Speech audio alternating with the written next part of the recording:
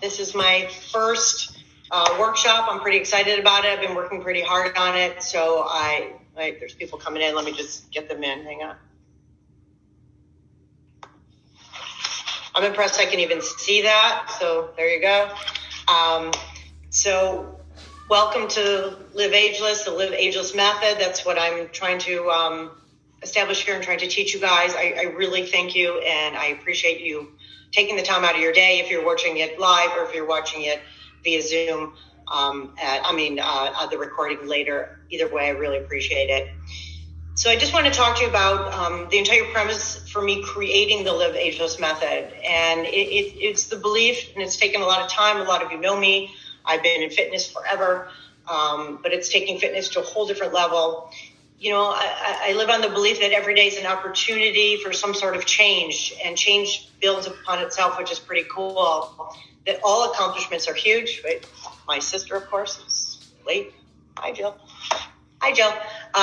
Don't forget to that all record. Accomplishments are huge. That health needs to be holistic. So what does that mean?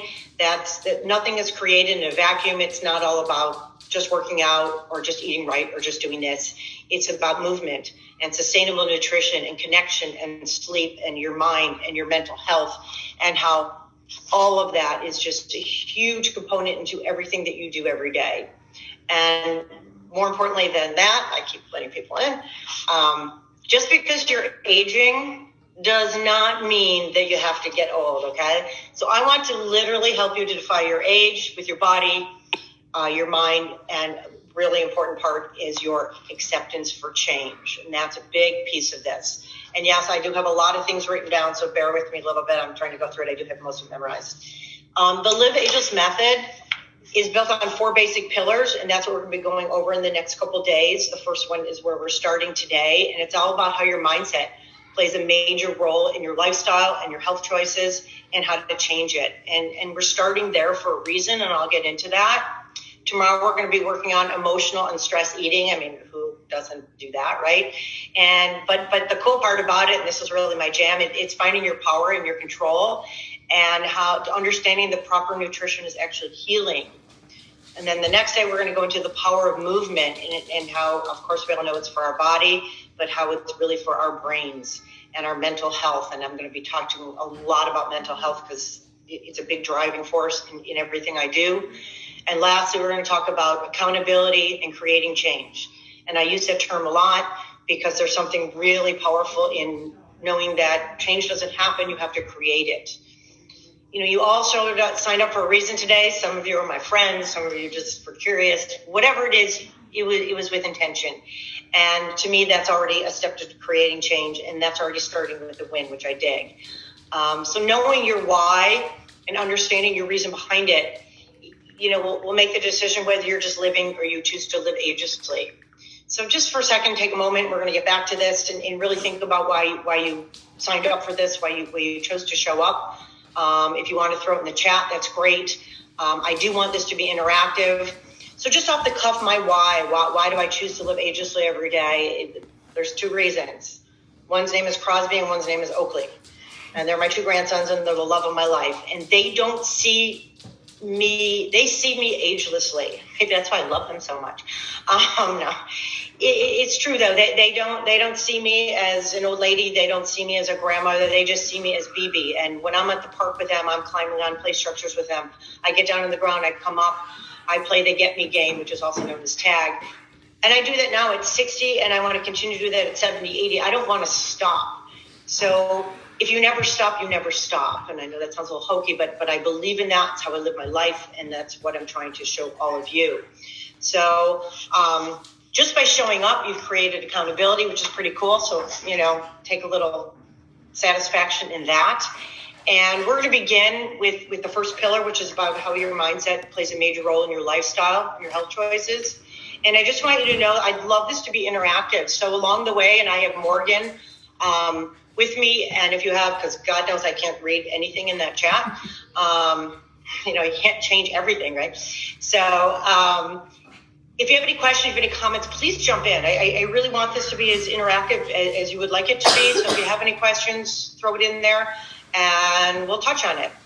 So again, I'm starting with mindset because I can't stress enough how important starting with a function of you and your why and the way you wake up every day and the way you think about yourself.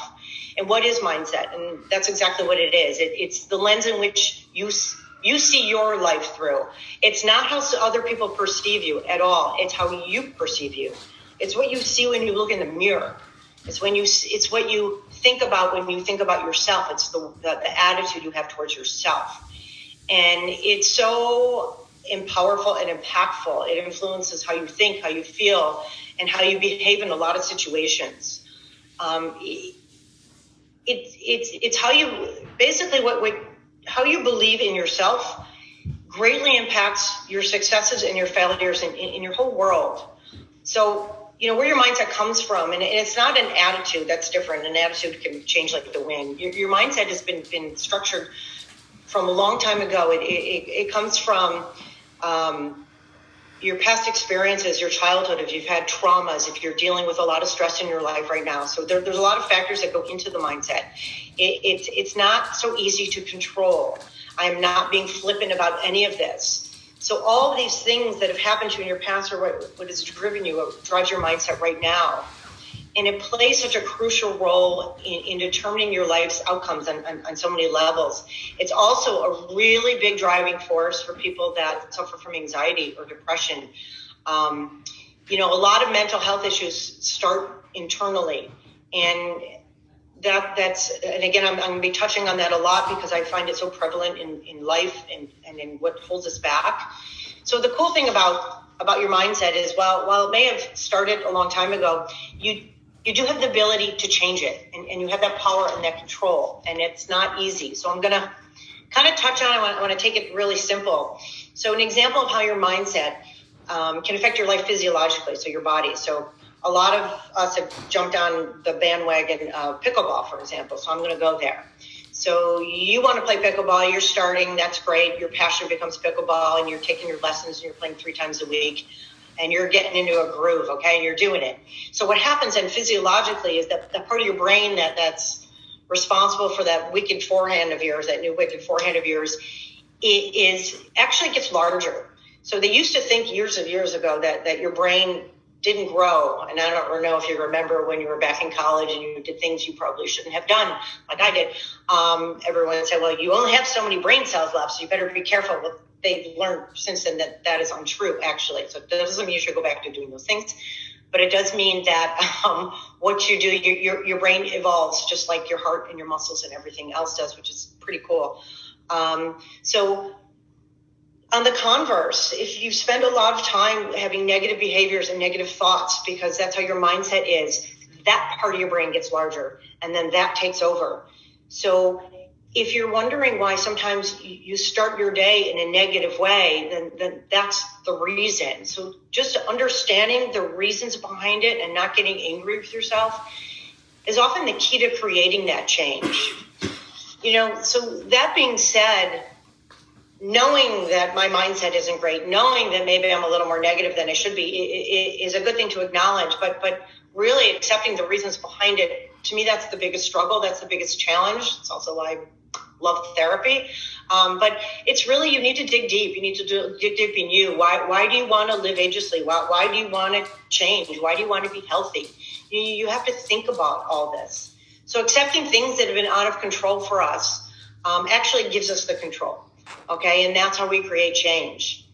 So there's 2 different kinds of mindsets, and they're sort of basic if you break it down. One is a fixed mindset, and one is a growth mindset. The fixed mindset, that's a tough one. If you're stuck in that camp, and sometimes people are in that camp a little bit, and some days not so much. So if you have a fixed mindset, you start the day, I can't, I won't, I'm not good enough, I'll never be this, I'll never be that. And I'm going to give you an example. I have clients that come to me and they'll say to me, I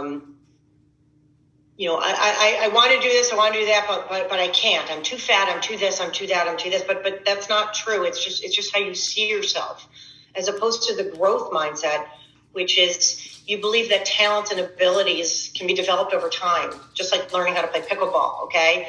You didn't know how to, but you work at it, and you take the time, and you take lessons, and you accept the help.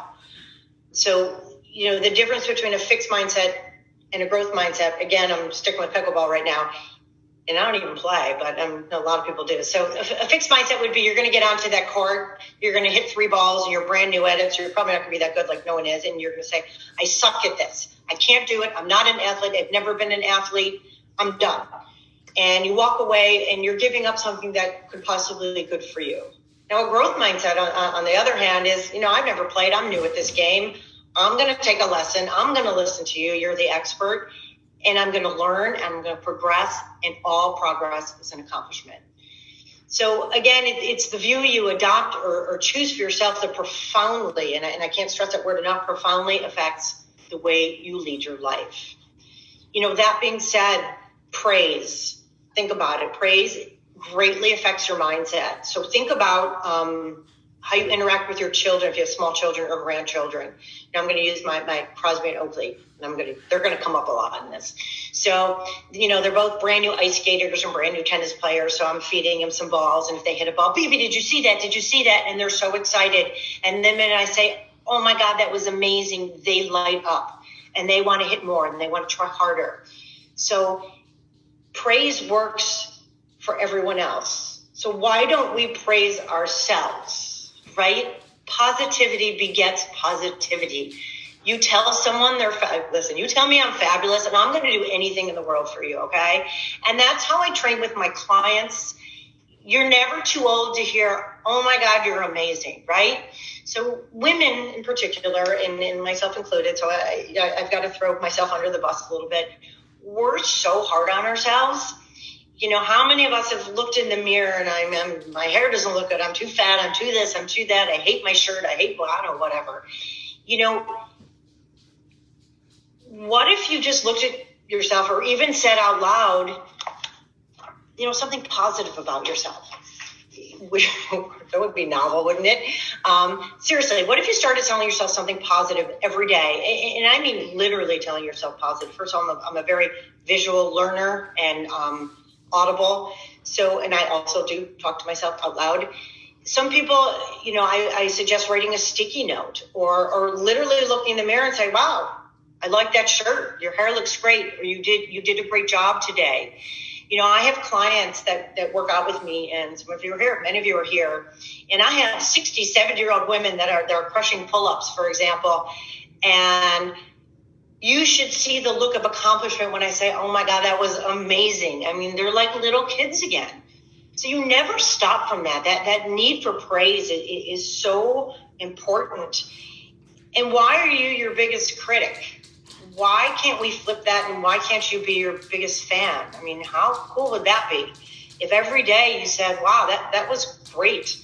And because you need to hear yourself say it as much as you need someone else to say it. So it's just kind of flipping things. I talk about flipping a switch a lot. If you take Fuse Live, I talk about that a lot because I mean it. There's just always 2 ways to think about something. So, for example, you can say to yourself, and really get down to yourself, I can't believe I only worked out for 20 minutes today instead of the 45-minute workout. But what if you just spun that and said, hey, I only had 20 minutes today and I fit it in. Yay.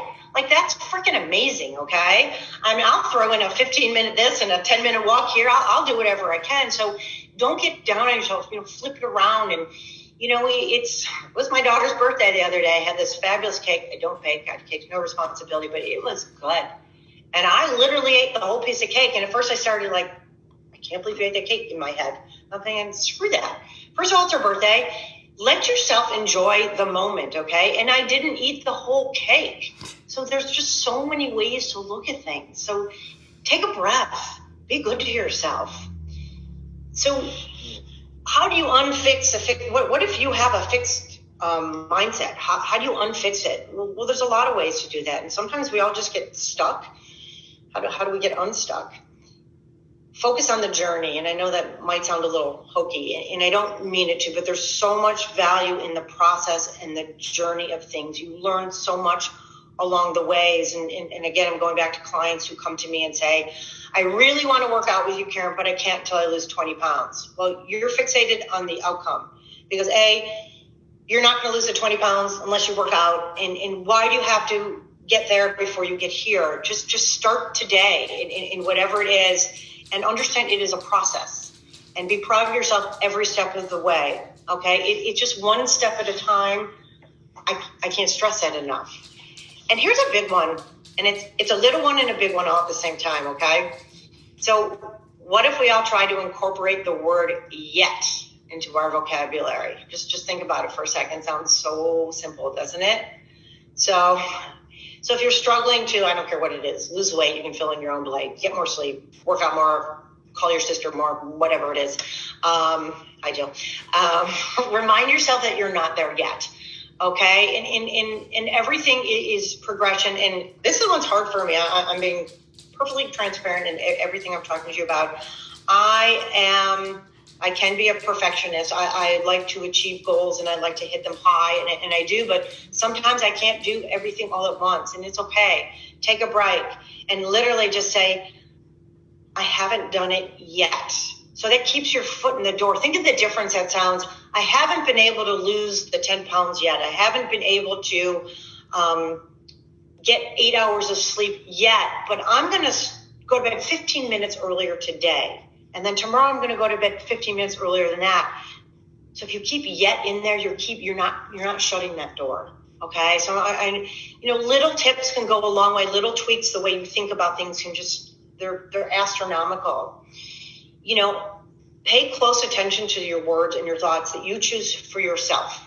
I had a great therapist years ago, and I get something out of everybody. I love to always learn. And she would say to me, when you feel that, when you sense that negative thought, that negative behavior coming into your head, literally take a freeze frame, take a breath, and reframe it. So if you can start becoming aware that you're telling yourself negative things, take that moment and reframe it, and then move forward. And it's a game changer. The other thing is take on challenges. And you're going to learn from your mistakes. You're constantly growing. It's one thing, I don't know if you've ever read the back of a Lululemon bag. I love the stuff they put on that bag. But one of the things that stays with me all the time is you should do something that makes you uncomfortable every single day. So that means challenge yourself somehow, some way, every day. You should put yourself in a comfortable position. Basically, and I say this a lot, if you wanted to be comfortable, you would stay in bed, okay? You made a choice to get out of bed, to get dressed, to get showered, to do whatever. So take it further. So, mindset as it relates to health. Let's talk about that a little. How many of us really want a quick fix? Our world is all about quick fix. I text you, you don't text me back. Oh my God, are we in a fight, right? I don't know the star of that movie. We ask Siri, I couldn't even think of her name, and I don't want her to turn on. Everything is a matter of immediate gratification. Do you remember when we were kids and you didn't know the meaning of a word? Your parents said, go get the dictionary. You had to go schlep this big book. You had to go alphabetically. You had to look it up. And guess what? You learned something, okay? So sometimes you got to, old school is really better than new school. Change takes time. It is a process. You have to respect it. I've heard a lot of people talk about and complaining, I've gained 15 pounds, 7 pounds, I don't care how many pounds, whatever, during COVID. Well, that was been 3 years now. So you're going to expect it to just go away overnight? That's not going to happen. It takes time. Growth and change takes time. There's new science behind that. It actually takes 66 days. That's almost 3 months, about 2.5 months, for behavior to become automatic. So what does that mean? That means you must be patient and understand some days you're going to fall behind, and it's fine, okay? So you need to focus on the whole picture, on the big picture. Don't zoom in on the little details, okay? So again, health is holistic, and I can't stress this enough. And this is in no particular order. Sleep, and we're going to touch on all this because it is just, all of it is just, they're game changers. Sleep and hydration and stress reduction. I mean, stress literally can kill you. Sustainable nutrition, and of course, my personal fave, wait for it, movement, of course, right? What else is going to be my favorite? but you have to put it all together. It's like this package. It's like you can't make a cake without all the ingredients. And I have tried that, by the way, and I failed miserably, so don't do that. So your framework for creating the change you want to live agelessly, okay? So what does that look like? And you may want to jot these down, and they sound simple, and they are, but you have to implement them. So number one is to set realistic goals. So whenever I start to work with a client, the first thing we talk about where they're at and where they want to be, okay? And it's always weight is always involved, right, wrong, or indifferent. So how much do you weigh now and where do you want to be? And then I say, okay, but let's start over again. What's your realistic goal? Because not everyone's meant to be a size 2, and that's perfectly okay. So you need to be okay with who you really are, okay? So that's number one. And if you set realistic goals, no matter what they are, whether fitness or nutrition or sleep or whatever it is, or business, if you set little goals every day and you accomplish things, accomplishments begets more accomplishments. It gives you the confidence, it gives you the bravery, and it's fantastic how it works. It's like a puzzle. It's kind of cool. The other thing is to create opportunities for success, and there's lots of little tips and tools for that. So one top of mind is plan your meals. Some people get super busy in their day. Sometimes cooking is stressful. Cooking relaxes me. I actually one of those people that likes to go to the market every day, but a lot of people don't. You have kids, you have a job, it just doesn't work. So don't fall back on the excuse, I didn't have the time. Plan it, okay? Grab that notebook, write it down. Another one, and this is a huge one, because if I had $1 for every person that said, I just don't have time to work out. I don't have time to get my 7,500 steps in.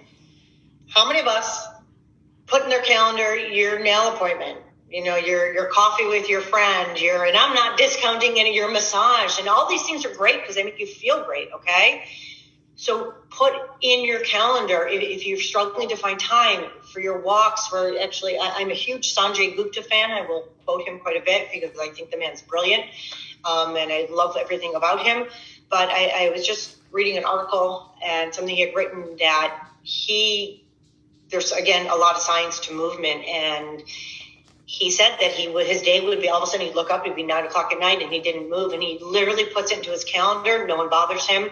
It's blocked off. So really try and do that. Another time is set up a time to talk to a friend, connect. Connection is just an immeasurable function of life. And a lot of us have lost that really through COVID, which is unfortunate. Another thing is, as a mom, and I have big kids, but I do have little grandchildren now. I mean, when your kids were little, you had a bedtime.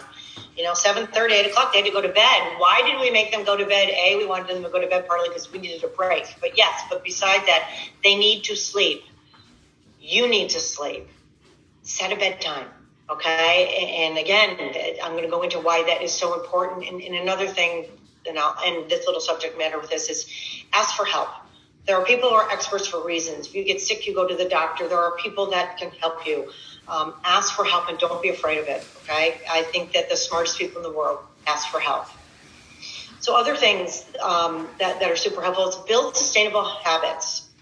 And in doing that, you need to be realistic, okay? And to go back to food and meal planning. So a sustainable habit, we all like to snack, and sometimes you just grab whatever you have because you weren't prepared. So if you could cut up veggies or apples and keep them in little, snack-sized bags, so they're already portioned, they're in your fridge, you're hungry, you're not going to grab the pretzels, which AKA turns to sugar, just throwing that out there.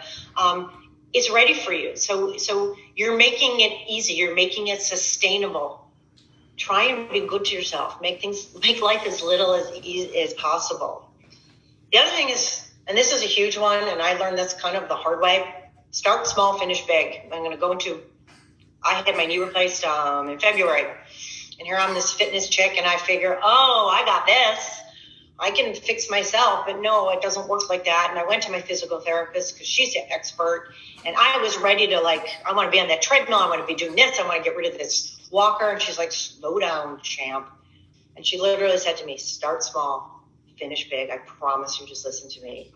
And when I say I took one step at a time, and I had this stupid walker for 3 weeks and I wanted to ditch it, but I listened and I started small and literally one step at a time. And in less than 3 months, I was back to doing everything. And if I would have gone in my own head and done things what I would have thought was the right way, I would still be limping. So you can plug and play a lot of things in life into that, but that's a really big thing, and really take heedance in not everything has to be perfect. Not every day is going to be a great day, and it's okay. Another really strong point is to be accountable. There's so many ways to be accountable, and yet we don't seem to do it. And one is to be accountable to yourself. So how do you do that? You write it down. Oh, and speaking of writing it down, I wrote down notes. I didn't tape this, so I hope you are. Okay. It's being taped somewhere along the way. As I wrote a note, you like that? I was so nervous I didn't tape it, but anyway, we'll figure that out. If I have to redo this, I'll do it. So become accountable. So write things down. Right? If you write down a goal for the day, you become accountable for that. If you write down your food every day, you become accountable for that. So becoming accountable is huge. And another one that doesn't seem maybe that it would be that important, but it is tracking your progress. So I think it's crucial for success. It's crucial in so many levels because it shows where you started, where you are now, and how far you need to go. And I think it's a continuum. So I'm going to give you an example as it relates to myself. Any of you that wears an Apple Watch, there is a new thing on it. If you updated it, it now shows your zones, your heart rate zones and colors. So I was all pumped because I'm a little junkie for knowledge, because I think knowledge is power. And the first time I worked out, I'm thinking, I'm not I'm a workout chick. This is what I do for a living.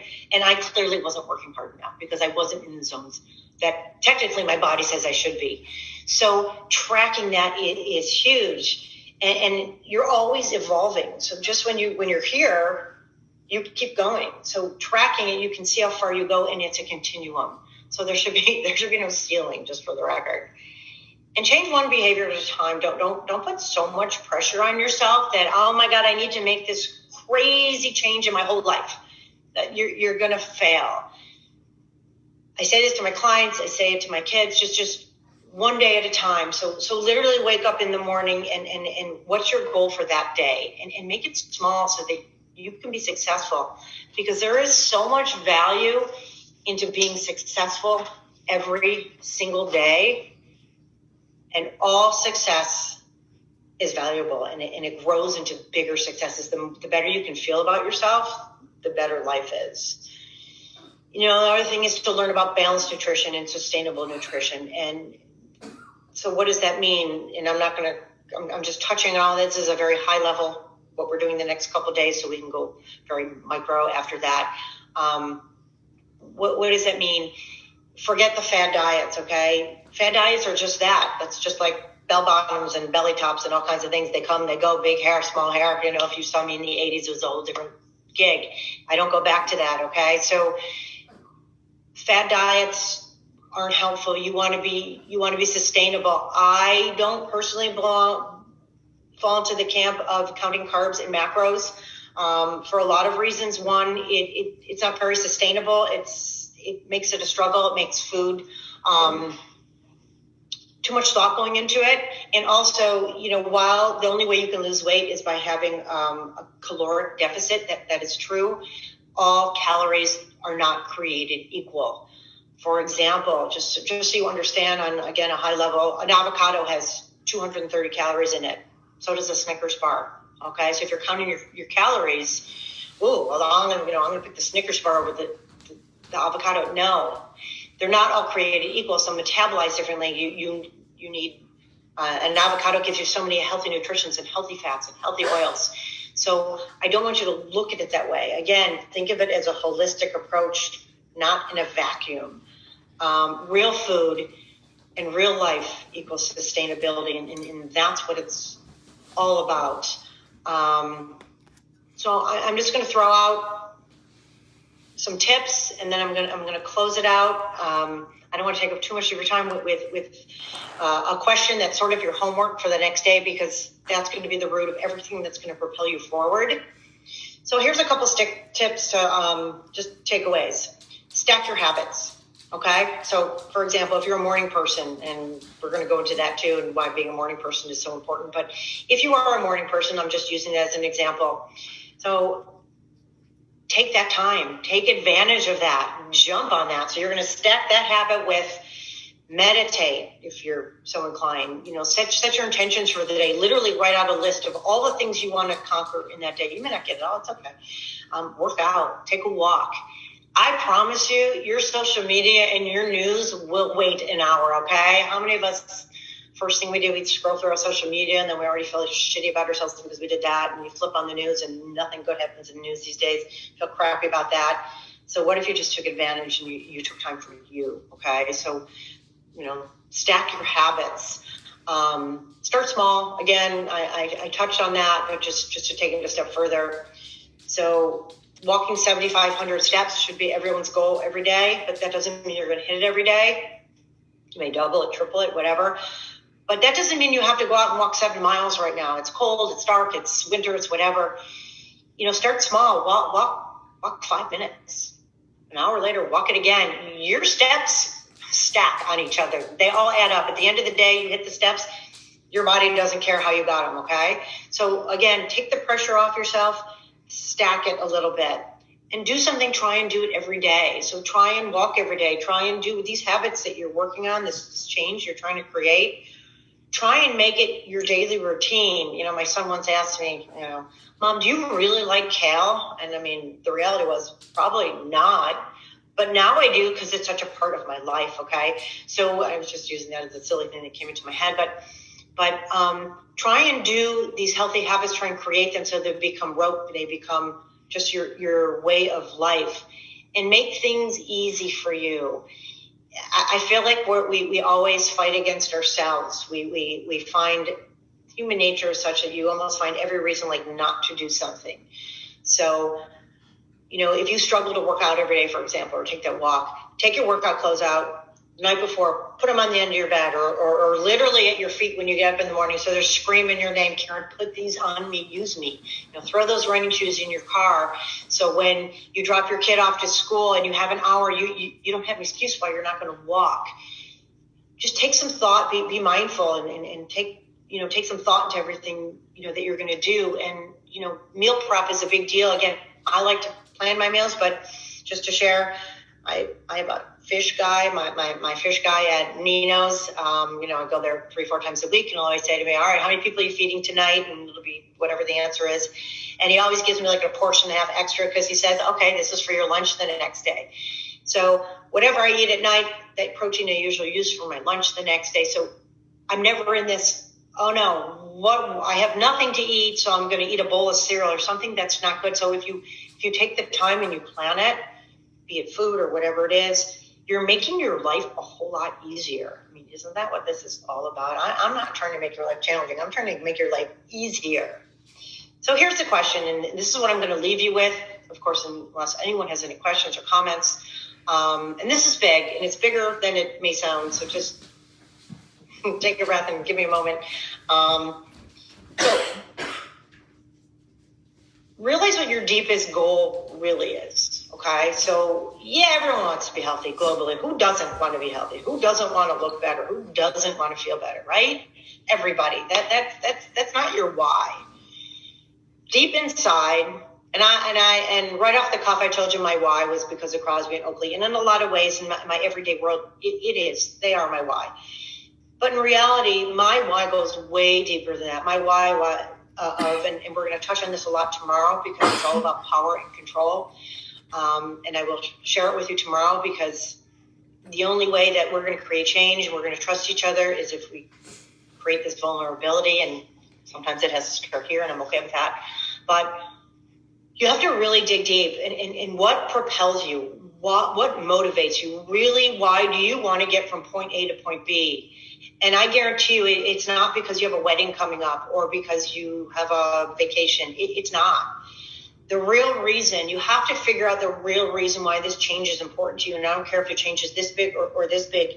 There's got to be some deep internal reason why. And once you can hone in on your why, that's like that fire is lit in you, within you, every moment of every day. It propels you, okay? And it is so powerful. And that's where I really want to leave you because I really want you to think about that. I want you to take this day. It's your homework for tomorrow. You don't have to share it. I wish you would, but you don't have to. But what I am asking you to do is to write it down. Once you come up with it, if you don't want to share it, perfect, but then you're accountable for it. And this is what's going to drive you from this day moving forward. And it's not easy. I want you to really take some time, take a few deep breaths, and why? Because change is hard. You have to dig deep. You have to do things that are unnatural to you now. Maybe changing the way you eat is going to be unnatural to you. Your go-to snack might be those pretzels, and that's okay. But so all of a sudden chomping on a piece of apple, it's changed and it's difficult and it's challenging. And a lot of us self-sabotage. And why do we do that?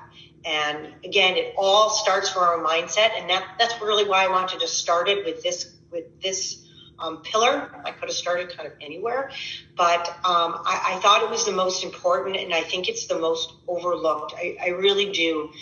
Look at yourself in the mirror and be kind and be patient and appreciate that every day there's going to be a struggle, but God, you can learn so freaking much from that struggle. Okay. And I don't care if you're 30, 40 or 75.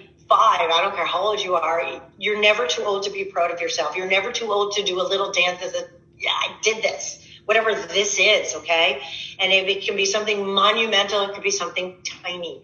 All right. But it all builds, and this positivity builds on each other. It's a snowball, and you can tell I get really jazzed up from talking about it, because this is how I live my life, because I figured out my why.